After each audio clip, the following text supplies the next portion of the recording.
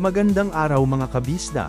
Welcome back sa panibagong adventure natin dito sa napakagandang Chicago Riverwalk ngayong summertime. Grabe guys, sobrang perfect ng panahon today, maliwanag ang sikat ng araw, maangin, at talagang buhay na buhay ang buong paligid.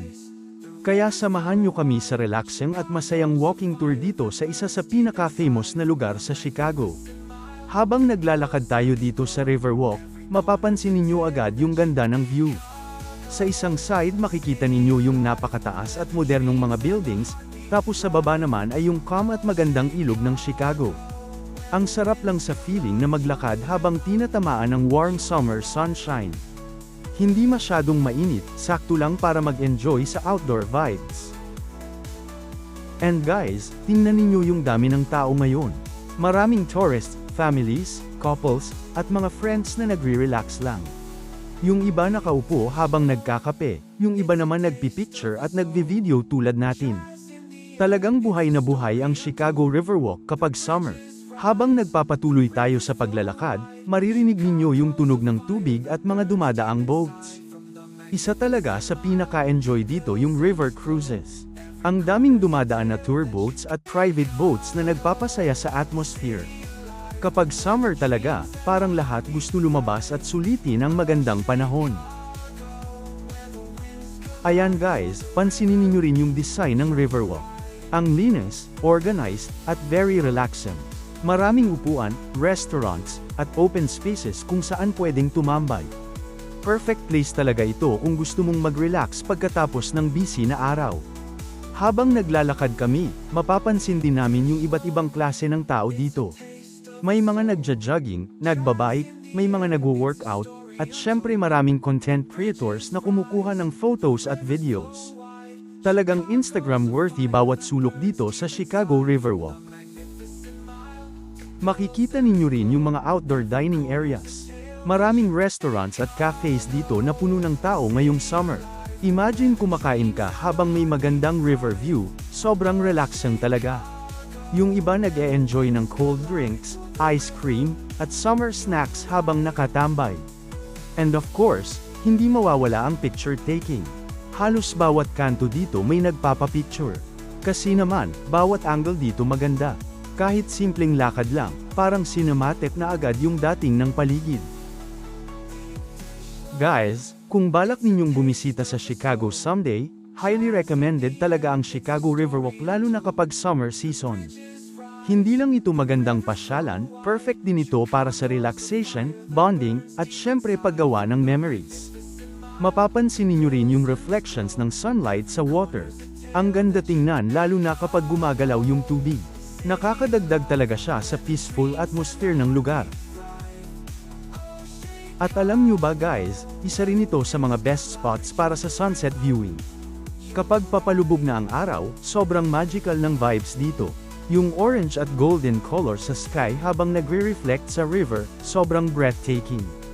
Ngayon naman, medyo marami tayong nakikitang tourists na sumasakay sa boat tours. Isa talaga ito sa pinaka-popular activities dito sa Chicago.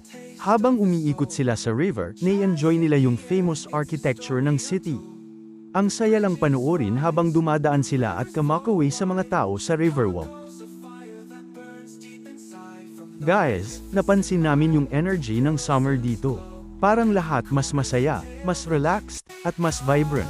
Yung music mula sa mga restaurants, tawanan ng mga tao, at tunog ng tubig, lahat nagsasama-sama para gumawa ng perfect summer atmosphere. Gusto ko lang sabihin na sobrang worth it talaga ang pagpunta dito. Kahit simpleng walk lang, nakakagaan na agad ng pakiramdam. Minsan hindi mo kailangan ng sobrang bonggang activities para ma-enjoy ang araw, minsan sapat na yung magandang view, fresh air, at peaceful surroundings. At syempre, hindi mawawala ang ating mini photo stops.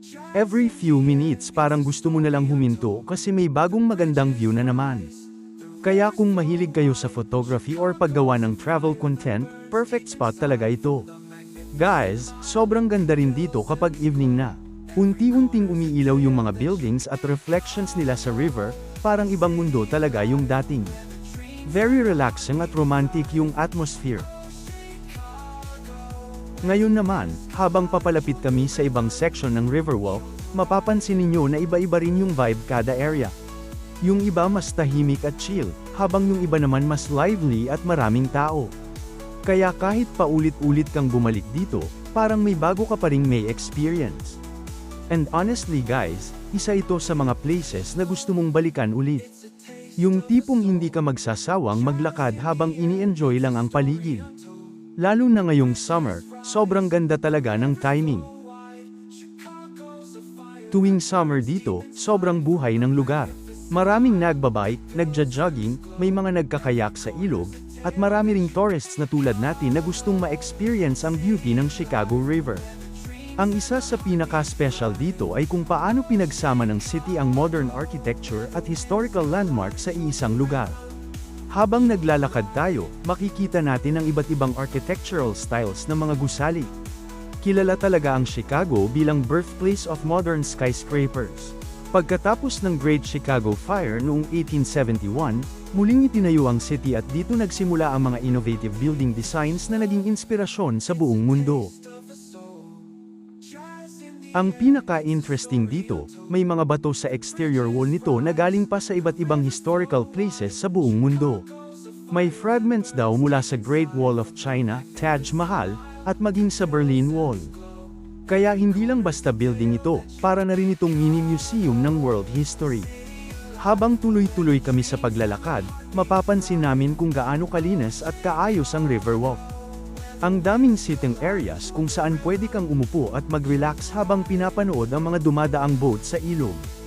Ang ganda rin ng reflections ng mga building sa tubig lalo na kapag golden hour. Isa sa mga favorite moments ng maraming visitors dito ay ang architecture boat tours. Habang dumadaan ang mga bangka, maririnig mo yung tour guides na nagkukwento tungkol sa history ng Chicago buildings at kung paano naging world famous ang architecture ng city na ito. At syempre, hindi mawawala ang isa sa pinaka-iconic views dito, ang DuSable Bridge. Isa itong historic bridge na nagkokonekta sa magkabilang side ng city. Ang design nito ay classic Chicago talaga, at perfect spot ito para sa pictures lalo na kapag sunset. Habang naglalakad tayo malapit sa dulo ng Riverwalk, mas ramdam mo yung blend ng old and new Chicago. Sa isang side makikita mo ang mga glass skyscrapers na sobrang modern, habang sa kabilang side naman ay mga historical buildings na ilang dekada nang nakatayo at patuloy pa ring bahagi ng identity ng city. Nakakatuwang isipin na bawat building dito ay may sariling kwento. May mga gusaling nakasurvive sa economic changes, historical events, at modernization ng city. Kaya habang naglalakad tayo rito, para rin tayong naglalakad sa timeline ng Chicago history. Isa rin sa maganda dito ay kahit tourist spot siya, relaxing pa rin ang atmosphere. Hindi mo kailangang magmadali, pwede kang huminto anumang oras para magpicture, magkape, o simpleng i-enjoy lang ang tanawin ng river at skyline. At kung first time mo dito sa Chicago, masasabi ko talagang hindi kumpleto ang visit mo kapag hindi mo na-experience ang Riverwalk. Daytime man o nighttime, iba talaga ang charm ng lugar na ito. Ngayon, habang papalapit na tayo sa end ng ating walk, tingnan nyo itong beautiful skyline view. Ang ganda ng combination ng historical architecture at modern skyscrapers. Ito yung klase ng lugar na kahit simpleng lakad lang, parang cinematic experience. Sa totoo lang, isa ito sa mga dahilan kung bakit maraming tao ang nahuhulog sa Chicago. Hindi lang dahil sa laki ng city o sa famous attractions nito, kundi dahil sa character at history na makikita mo sa bawat kanto. At ayan mga kabisda, dito nagtatapos ang ating relaxing walk dito sa Chicago Riverwalk kasama ang ilan sa mga makasaysayang building sa downtown Chicago. Sana nag-enjoy kayo sa ating simple pero beautiful adventure today.